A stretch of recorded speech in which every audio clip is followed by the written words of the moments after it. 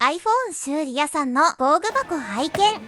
ダイソーさんで購入。なんと釣り食いでめっちゃ入ります。防具がぎっしり。様々な形のドライバーを使います。画面を開けるのに必要なヘラもたくさん。歯ブラシはスピーカー掃除に使います。これは絶縁に使います。お客様の大切な端末に使う工具たちでした。イエイ。スマートクリアで検索。